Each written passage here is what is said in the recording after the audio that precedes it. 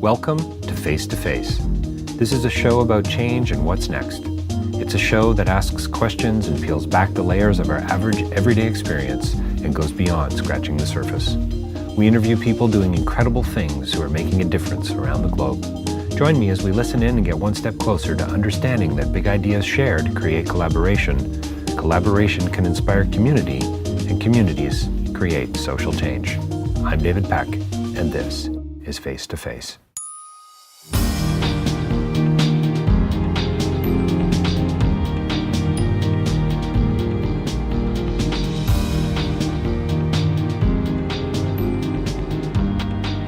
So my next guest is Martin Himel. He is a war correspondent, he's a journalist, he's a documentarian and a filmmaker.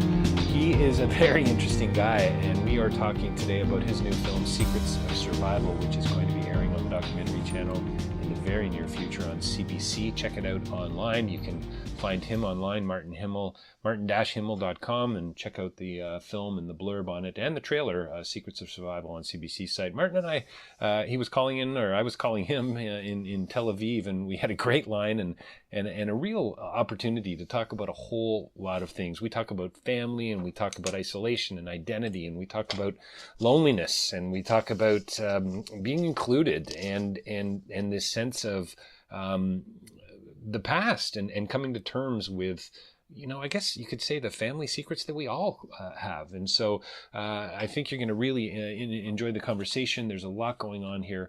And how's this for investigative journalism? For a quote, investigative journalism is an obsessive compulsive disorder, says Martin. That's got to draw you in. So stay tuned. Don't forget davidpecklive.com for more of my podcasts and my writing and speaking. You can find out about it there. You can also support Face2Face through patreon.com and rabble.ca for more interviews. And coming right up, Martin Himel talking about his new film, Secrets of Survival. Well, welcome to Face2Face. We're joined by a very special guest here today, all the way from Tel Aviv. Martin Himel is here today. He's a director, he's a producer, he's a correspondent, he's a journalist. Martin, thank you so much. Thanks for your time today. My pleasure. Thank you. So, based on my research I've done of you, Martin, we could talk about a whole lot of things. You've had quite a history, and I'm hoping that you're going to tell us a little bit about that. But we're here to talk particularly about a film, a world premiere coming up on April 9th on the documentary channel with CBC here in Canada, called Secrets of Survival. It's as you just mentioned before we hit record, you don't want to give too much of it away, so we're going to have to be careful here. You're going to have to dial me back a little bit. But what can you tell us about the film? Well, the film basically focuses on two people who you would call second generation. Well, in one case, a Holocaust second generation survivor. A Toronto woman named Malka Rosenbaum, who at a young adult age discovered from her parents who did survive the Holocaust that she was not the only child that she thought she was throughout her life. Being an only child was an experience for her. It was a difficult but also, a rewarding experience, but also a difficult experience because she felt somewhat isolated. And then, lo and behold, in her 20s, she's told, well, you weren't an only child. There was once a sister, Esther, and who, according to her parents, had died in the Holocaust. Finding that out was a major plot point in her life. It refocused everything. As she puts it with her mother, well, now you're telling me there was a sister, what more are you not telling me? And that's a very important point. What else is there? Right. I mean, in some senses, she feels like she has been deceived, or that they weren't honest with her, that there's many things that are secrets here that she doesn't know. It opened the Pandora box, basically. And basically, that's the way it was for many, many decades. Until not long ago, doubt came into the fact that how is she sure that this sister is indeed dead? There are scores and scores of people in Poland who were raised as non-Jews, thousands upon thousands of them, and discovered that they were Jews, and that and that they came from Jewish families. Often when the adopted parents, who also kept secrets, told them on their deathbeds that you had a Jewish family. So she had, at that time, Malka had an aunt in Israel who was 95, 96 years old, who basically said, look, your parents were in hiding, although she knew that, but your parents were in hiding during the war, and your mother gave birth, and the baby had to go. The baby has to go because the people that are hiding the Jews, if they were caught, and often it was families that were hiding Jews, everyone in the family would be immediately executed, mother, father, children, etc.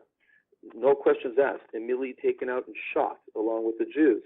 So it's a high-stakes issue to hide someone. Yeah. So if a baby is born there, a baby can scream and squeal and give away everybody. So the baby was out within a day, and they thought it went to some woman who could breastfeed somewhere out there in the world. And then the word got back to them at some stage this baby had died, but they had no confirmation. And this Aunt Franiya told Malka, well, you know, it is possible that the other child that this woman was breastfeeding might have died and your sister might survive. No one knows. And we go on a journey basically to find out if Malka's sister is alive or not and what really happened. And in the course of the film, we answer this completely and clearly, and it does change Malka's life. That's the search on that part of the story.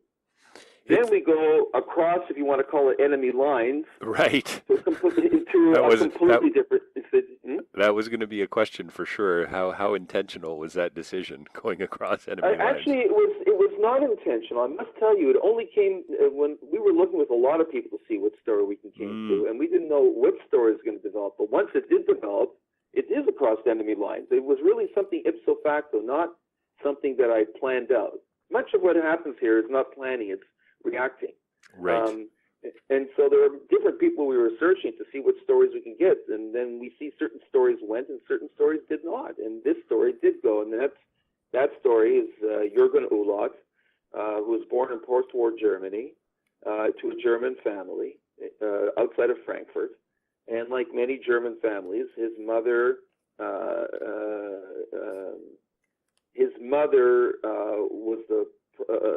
was 16 years old, 17 years old, had lost her father, who was a German naval soldier, inducted at 44, who was an accountant, into the war and disappeared. And her grandfather, she came from a well-to-do family in Cologne, had committed suicide after Allied bombing had blown apart the chocolate factory that he had and lost everything. She lived with her mother and her sister in a town that was blasted pretty good as well. And lo and behold, married a German war veteran. And this German war veteran is an interesting story too, because he came along in 1952, Eric Ullott, and he told Gertrude, Jürgen's mother, that he actually was with Gertrude's father in a prisoner of war camp in Russia for many, many years, and that Gertrude's father had actually escaped and disappeared. He was probably killed. And he came back to tell Gertrude and the family what happened to the father, because he spent 6 years in that camp. And in the process fell in love with her. And Jürgen, for many, many years into his early adulthood, felt that that's how his mother and father met. Eric met Gertrude. Eric was the war vet, and Gertrude, his mother, and that was life. And then they had a brother, and that was life, until he decided to get married. And when he went to get married in Germany, you have to go to the registry office there and produce birth certificates, etc., in Frankfurt. And much to his absolute shock and surprise, the registry clerk said, look, your name is not Jürgen Ullott, your name is Jürgen Reinhold. It's not Ullott. Reinhold was his mother Gertrude's maiden name, Gertrude Reinhold. And then it became extremely clear that Eric, his father, the German war veteran, was not his father. So this was a completely massive shock for him, a very deep shock. I couldn't help but think, Martin, as I was watching the stories unfold and so on, would I, and I mean, I think this is what a great documentary does, and the storytelling and so on, but would I be reacting the same way? Would I be so upset about this? Would I be so concerned? Would you? Yeah, I think so. I think I would. I would. Yeah, like it's kind of like I'm not who I thought I was, right? And I think Exactly. your comment earlier, and I think it's a really good one, is if this is the secret you've been holding from me, what else is there that you haven't been telling me along the way? And that's a doozy. As far as, I mean, I think it's Jürgen at one point, he refers to the complexity of what happened with his mom and with these two men basically, and I think the quote was they destroyed big love. And it really kind of, it was a beautiful line, and it really struck me that's kind of, for me, what's at the heart of this story in a way. It clearly, it's about investigative journalism. It's about finding the answers. It's about getting to the truth. But for me, it's about love. It's about memories. It's about family and the past, and helping others, and how we're also incredibly interconnected. It's just Right. It's astounding, Martin. Yeah, it is. It's looking in hindsight. It is all of that. As you go through the search, it's like one revelation after another. Right. Nice. And with Jürgen, so he marches to his mother and to his absolute. It's a tremendous sense of betrayal he feels, a real, utter to the core sense of betrayal. And he comes to his mother. So this Eric Ulat, who's been raising me all his life, this German war vet who came into the house and from prison camp and married you, is not my father. Who's my father? And the answer is doubly shocking. Well, it's not a German war vet. It was an American war vet who, the way she put it, basically, it was like basically a one-night stand. Troops are passing through. It's a crazy time. It's war. Everybody is disoriented and uprooted, and things happen. And when he asks, where is he? And she says, I don't know. I have no idea. That was the answer for about 50 years, 50 long years. Wow. Yeah. And it only changed after his very, very, very, very old grandmother passed away, and he finds this shoebox with pictures of this American soldier and his mother over a period of time as a family with him there raising him. And then that's the second massive shock. Well, it wasn't a one-night stand. This went on for several years. And then he discovers all these amazing love letters that he sent in that box that he sent to Gertrude, saying, to come to the United States because he was sent back and all that, and bring the boy who he loved very much. And another shock. And the third shock being that Gertrude never got the letters. The mom intercepted the letters, and amazingly, instead of just destroying it, you're going to intercept the actually kept them. And this sets Jürgen off on an incredible search to try to find his father, where he lived, who he was, and we follow him on that incredible search, which does profoundly change his life. And it takes years, really. You guys follow him for a couple, I guess, but it's been years. I mean, his line too was, and I wonder to what degree, in a sense, we all are in a way waiting, but he says, I'm still waiting for some answers, and that his commitment to this, to find out what to put a period on it, right? Find the resolve, come to some sort of conclusion that says I'm now okay with this, at least.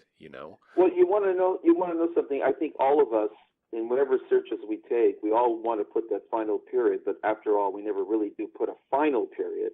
Right. And I think in Jürgen's search and in Malka's search, they get a lot closer to it. They get a lot closer. And what I think we can say, without giving away too much of the story, is that I think that while they harbor some very deep mixed feelings about why their parents kept the secret so long, both Malka and Jürgen, I think think they go a long way. If I was to put it in percentage terms, I'd say 85 to 90% of at least understanding why they did it. Right. Maybe they wouldn't agree with all of it, but why they did it, which is a big deal, because both of them have bonded with me in some way, because they both felt a tremendous sense of closure, at least. It's not a final period, but a closure of a sense. Martin, after spending so many years, as a correspondent, as a documentarian and a journalist, and digging into some pretty complicated, difficult stories, I mean, would you say we are so much more, I don't want to go too corny or too idealistic, but, we're kind of all in this together. I mean, I was so struck by how, as the story unfolds, people reaching out. Some people didn't want to talk to you guys at all. And I think I get that on one hand. I don't want to go back to my past. I don't want to go back to those memories. But the overarching sense for me was there was this group of people who actually, really cared, and who really wanted to make a difference in people's lives. And, way back to World War II and kind of all the way through up to present day. Would you say that that's kind of the world we live in? Or are you a hopeful cynic? there's a couple questions in there. Well, put it this way. I think that by using the story as a receptacle, I've covered a lot of conflict in my career as a journalist. Mm-hmm. I've covered wars in the West Bank, in Israel, in Gaza, in Iraq, in Lebanon, and in the Balkans. I've seen an awful lot of conflict and a lot of brutality. Yeah. But in amid all that brutality, there are definitely many sparkles of incredible kindness, caring, and people taking enormous risks to help people. There is a pervasive sense of humanity among all that brutality that's somewhere intrinsic among us. And it comes in the most simplest, it comes in the most unexpected forms, whether it's somebody taking a risk and helping someone, or shielding someone, or just caring for a person who lost something. And I think that that's the bright spot in a lot of the brutality that we see. I mean, Jürgen and Malka could not come from more diametrically opposite sides on a very brutal war, probably one of the most brutal we've ever seen, if not the most brutal. Yet when they go through their searches, we see they're basically human beings. And we see that they actually react in many similar ways. And fundamentally, that's what we are. Sure, there's a sea of brutality, but there are lots of nice kernels of kindness all the way through. Watching a film like this, watching these stories kind of come together and interconnect in their own kind of unique and interesting ways, it has to, I think as a viewer, you have to ask, how would I behave in that situation, first of all, but how I'm a parent. I've got a 9 and 11-year-old. What am I holding back? Right? What is it? I know in my own life, with my family, we think there's all kinds of secrets that we still haven't been told, and probably will, in a sense, never be told. And the more even since seeing the film, I've reflected on that. I wonder to what degree that has, I don't know, chiseled away at my own identity. My identity is different than it would be, I guess, had I been told those stories. Does that make sense? Yeah, well, I think all of us as parents, you have young children, so all of us as parents want to protect our children. We want to shield them from what we know as adults as a very complicated, not good and bad world, but a multicolored world full of all sorts of moral dilemmas and tough choices that we make that could be judged in different ways, and maybe good choices or bad. We've all made good and bad choices, all of us as human beings. And as parents, we want to show a more reasonable world, a kinder world, so that our children can grow up and learn for themselves their own complexities. So, of course, we shield all sorts of secrets and dilemmas that we have as adults, because our children don't have the defenses, or we naturally want to protect them. I think we can all agree on that. But now magnify that 10,000 times. I mean, if you have small children. Now imagine you and your wife are in hiding, and if you're exposed, you'll be killed. Yep. And your wife gives birth to a child, your first child, and you know that child's got to be out of wherever you are in one day, or both of you and a lot of other people are going to die. And you're making a very tough choice, because you know you're threatening the life of that child, a one-day-old child in the middle of the winter. You're threatening that life of that child, and everything in your instinct is telling you have to protect that child, and yet you have to protect the people that are here, and you made that child. So you can imagine the deep moral dilemma and the trauma of the decision you made that I'm sure will go for the rest of your life. And then you take and you then hide that from the next child that you have, to make sure they don't go through that. With the work that you've done as a war correspondent and like you say, the difficult situations that you be in, do you think historically we need to look back and maybe I don't know, cut some folks some slack? You're in the middle. It's all really about freedom, choice, and responsibility, it seems to me. But like you said, when you're in the middle of a situation like that, what then? What are the decisions you're going to make? And so it's easy to look back and go, "Oh, I'd behave this way," right? But yeah, you must have something to say about that. Yeah, well, I think there are levels where that comes into play. There are different levels. For example, I'll tell you, when I was a war corps, I can't even say this is a break. It's not a break. It's just a quirk of events. When I was very young and I was working as a field producer, and I was in the Middle East, and I was working with a veteran television correspondent by the name of Clark Todd, who was CTV's London correspondent and was in Lebanon. In those days, you worked on tapes, and those tapes had to get somewhere to be satellited. It's not internet. It's not that type of thing. It was a long time ago. And I was responsible. I was told, you stay put at this base, and you get the tapes, and then you put it and satellite out, where, of course, I'm young and dumb and everything else. And no, I want to be in the front lines where this correspondent is and working out there. But I did my job. And then one day the tapes stopped coming, and I didn't know what was going on. And then I get a call from the president and vice president of CTV News at the time, and saying that Clark Todd has disappeared and that he's probably been wounded in Lebanon. And we have to find him. And you know something about there, so we all have to go and find him. And for the next several days, all three of us, more than several days, about a week, went through an amazingly harrowing experience of searching field hospitals, bodies, battlefields, getting bombed at, shot at, etc., to try to get to where this guy was. And it took about a week or so, and then we found him not living, and we knew that there was a crew with him. And it led to a very serious dilemma. Why did the crew go and he's there? But immediately then, and especially now, there's no way I could say I would do any different today, because I was not there. I could never, ever answer that question. They can never answer the question, maybe too, because things are made in split-second decisions. You can't answer that. You can't judge it. You can't possibly put yourself into that situation, because every human being will react differently.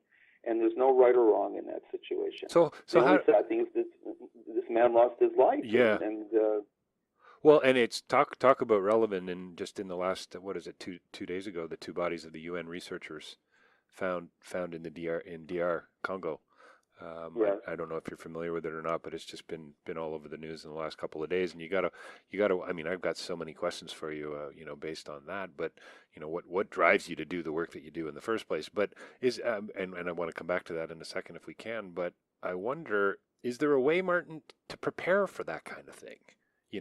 How do you get thrown into a war-like situation? How pray tell do you come to that with any kind of wisdom, to begin with?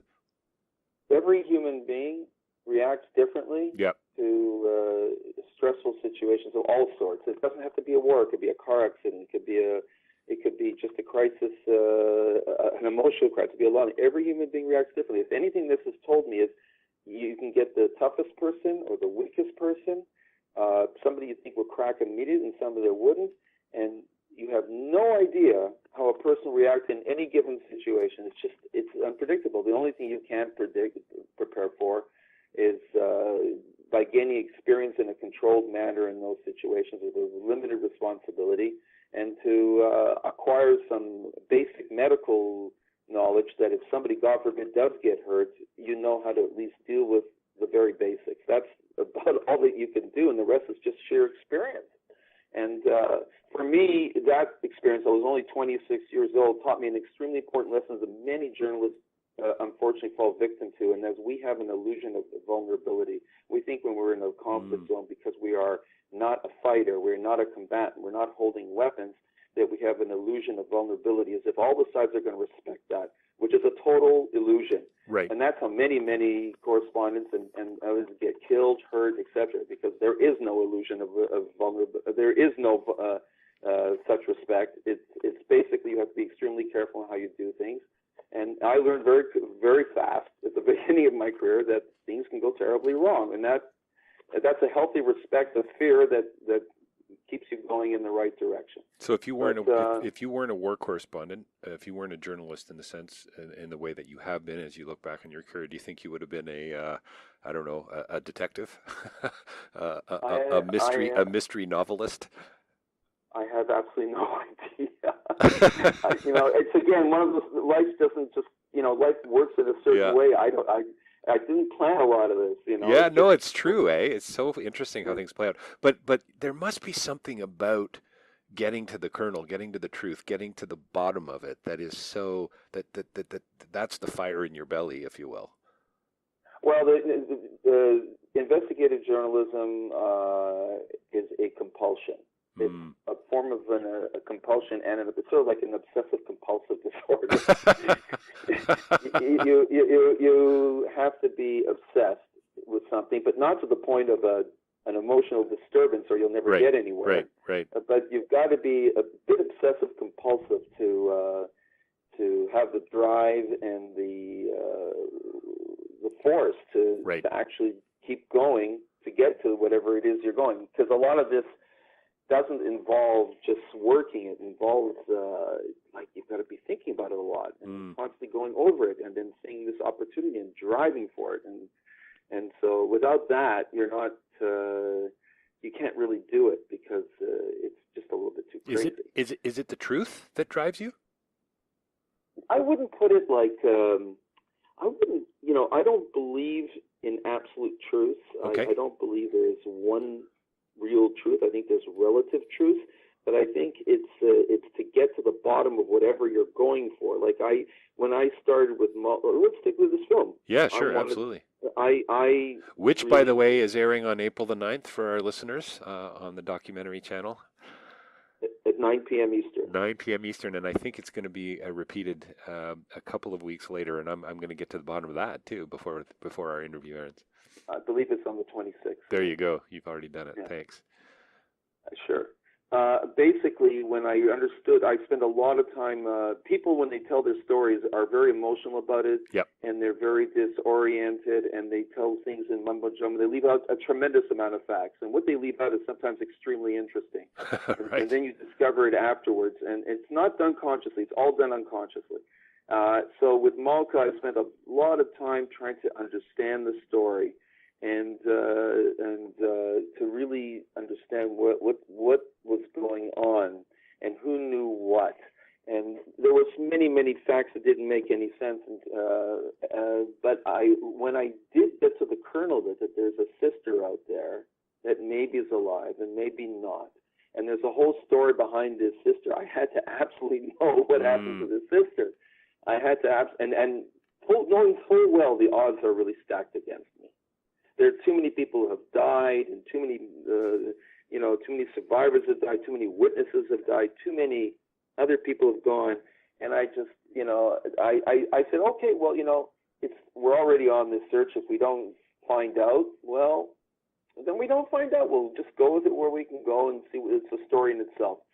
I'm amazed that we did find what's the truth there, and that's something that's very unusual, because I didn't really expect to, but I was very much compelled to try to find out. And by the way, the people we took on in Poland to try to find out were also irresistibly compelled. Of course, I don't know how you could be otherwise once you were drawn into sort of the circle of the story. Right. It must be quite an interesting experience as a filmmaker, documentarian, to writer, whatever, journalist, to go into something like this with such a huge commitment, not knowing, how it's going to play out. What actually is the story? Like, we have an idea. You sort of write a documentary, I suppose, to some degree. You can't really storyboard it, that's for sure. And then you go into it with all this commitment and, I would imagine financial investment and time and passion, and then we don't know where we're actually going to land. What a huge risk. It's huge, and it's not huge, because what I was saying is the actual search began to be very, very interesting. And I said to myself, as a documentary, I'm getting a story anyway. If I don't get to the bottom of it, it is going to be affecting Malka's life, and sure. And there is something there. I don't know what the end is going to be, but I was already onto it, and so, I mean, like, along the way, when we started to retrace, and we were filming, we were retracing people who lived in forests, hiding in the most impossible conditions, Jews that were hiding in these forests, which is an integral part of this story, and in the most impossible conditions, where I bet you and I and others, in a Polish winter, which is as fierce as any Canadian winter, without jackets, clothes, food, just sort of hiding in underground pits to somehow, and hugging each other to stay warm. I don't know how long you and I would survive. Yeah. And another example, there was another person, a Toronto person, that we were searching this story too. A fellow named Morris Sternberg was searching his story, and actually, I think we came to a conclusion on his story, but he didn't accept it, and so therefore I didn't go to a certain point with it in the film, and I just stopped after a while. But Morris Sternberg, his parents hid him in a pit, in a barn, for 2 years, for a year, in a Polish farm with manure on top of it, and he was between 2 and 4 years old. Now, you imagine having your 2 or 3 year old kid in a barn in a pit with manure on top of it in the middle of a farm, freezing in the winter, and knowing that if you come out of it, you're going to die.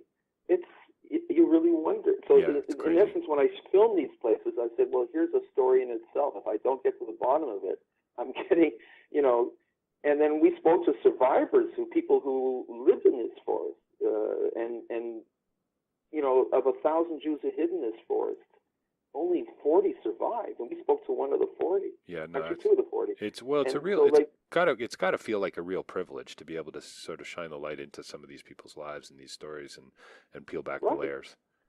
And when you go to the forest and you see it, then it all comes alive, and that in itself is the search. So I said to myself, well, if I'm not going to get to the bottom of it, at least going to get the searches, incredible. Martin, I hate to do this, but we're going to have to wrap up in a couple of minutes. But I do want to definitely talk about something that really struck me. So, I'm always fascinated by films, especially documentaries that sort of suggest that this is what they're about, and yet they end up being about so much more nuanced and rich, and what was the word?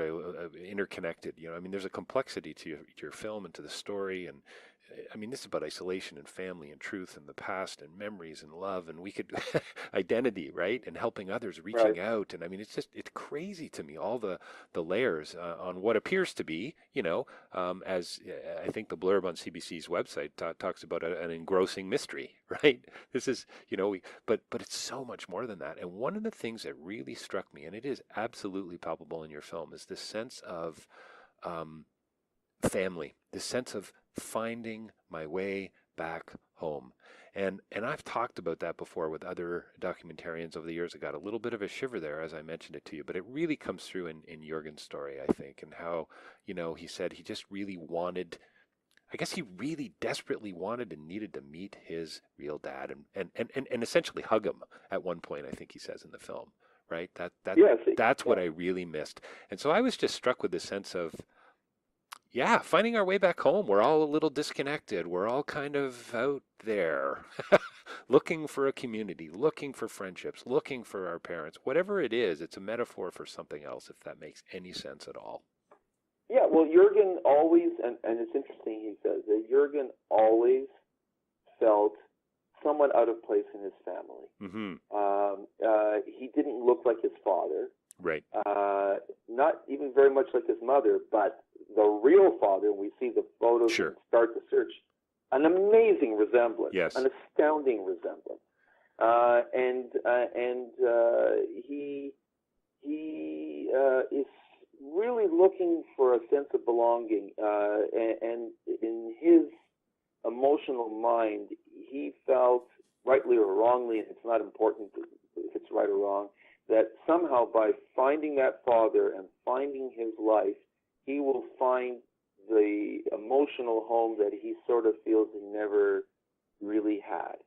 And it's really striking what he does find, and could that really be his emotional home? Right. But it's not important. What's really important is that's the driving force in his life for many, many years. Otherwise, he wouldn't search for so many years to find him. You know, we all sort of look for that place where we belong. Yeah. Well, I think, you know, for me, I mean, there's so many things to talk about, so many sort of lessons coming out of a story like this. It's interesting, it's entertaining, it really is an engrossing mystery story. I mean, it's absolutely.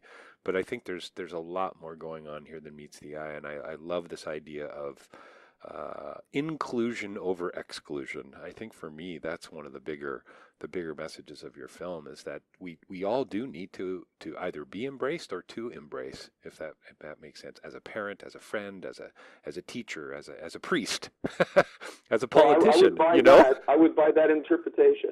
I think it's beautiful, and thank you for and congratulations, and thanks for an interesting and